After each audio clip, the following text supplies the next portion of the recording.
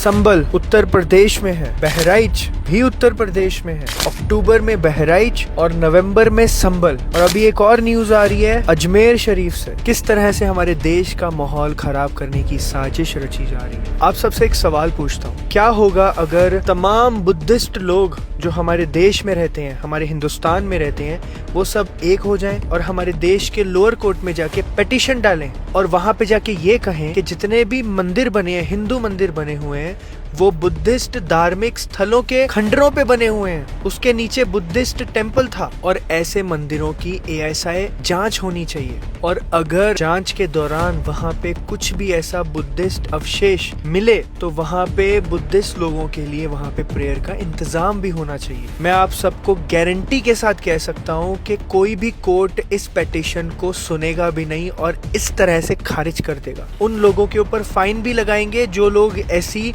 याचिका लेके आ रहे हैं, पिटीशन डाल रहे हैं। और this is because of place of worship act 1947 के बाद जो भी धार्मिक स्थल बने हैं या फिर जो धार्मिक स्थल जैसे हैं उसके बाद आप उसको चेंज नहीं कर सकते, जैसे हैं वैसे ही रहेंगे। बट अगर कोर्ट ने परमिशन दे दी और बुद्धिस्ट कम्युनिटी की बात सुन के हिंदू मंदिर को जांच करने की उन्होंने आजादी दे दी, तो कितना माहौल खराब होगा हमारे हिंदुस्तान का, आप देखिए। और हमारे हिंदू भाई खुद को अपमानित महसूस करेंगे। ऑफ कोर्स अभी ऐसी 300 साल 400 साल 500 साल पुरानी बातें उठाने का कोई मतलब बनता है अभी के टाइम पे? और अगर ये कोई उठा रहा है तो इसमें फायदा किसका हो रहा है? आप देखिए आजकल के लोग बाबर को, अकबर को, औरंगजेब को याद करके गालियां देते हैं, बट अंग्रेजों का 200 साल का राज हमारे देश के ऊपर, हमारे देशवासियों को नंगा छोड़ा, उन्होंने भूखा नंगा करके बटा हुआ छोड़ के वो चले गए 1947 में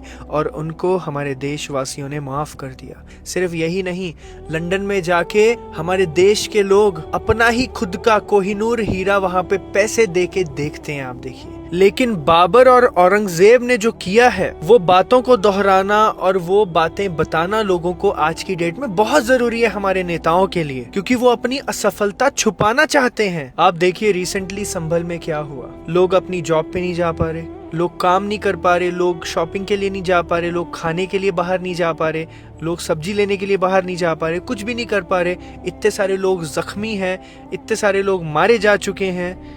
क्यों?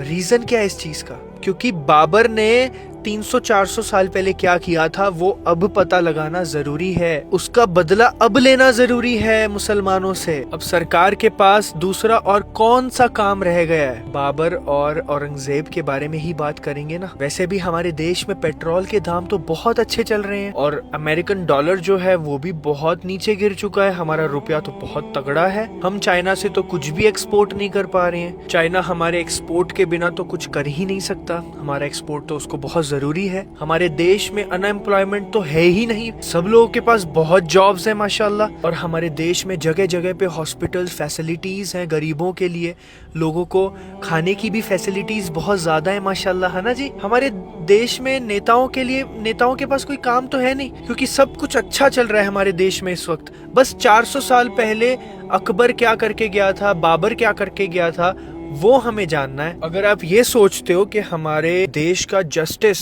और कोर्ट का सिस्टम बिल्कुल बेकार है, बिल्कुल काम नहीं करता है, तो ये आपके ऊपर जोर का तमाचा है, क्योंकि हमारा जस्टिस सिस्टम इतना बेहतरीन है। मैं आपको अगर बताऊंगा, सुनिए, संभल केस ने ये साबित कर दिया है कि जो ये आंकड़े आजकल लोग बताते हैं, जैसे सुप्रीम कोर्ट में 80,000 से ज्यादा केस पेंडिंग है, हाई कोर्ट में 6 मिलियन से ज्यादा केसेस पेंडिंग नहीं है भाई, गलत आंकड़ा है ये। और लोअर कोर्ट में 40 मिलियन केसेस पेंडिंग नहीं है। 20-30 साल का टाइम नहीं लग रहा लोगों को अपने केस के कंप्लीशन में, इतना टाइम नहीं लगता है। ये बिल्कुल झूठ है, दिस इज नॉट राइट। कि जब आप बाबर औरंगजेब का नाम ले लोगे तो आपका जो सुनवाई है वो इतनी ज्यादा जल्दी होती है कि जिसकी कोई हद नहीं है। देखो, ये वीडियो का मकसद ये है कि हम सबको पेशेंस, सबर के साथ काम लेना है। हमें कोई भी ऐसा काम नहीं करना है जिससे हमारी कौम का नाम खराब हो, और ये बहुत ज्यादा जरूरी है इस वक्त। और मुझे ऐसा लगता है कि अगर हम भड़काने में नहीं आएंगे, लोगों के भड़काने में, क्योंकि लोग अभी भड़काना चाहते हैं, बहुत सारे लोग ऐसे हैं जो भड़का के हमसे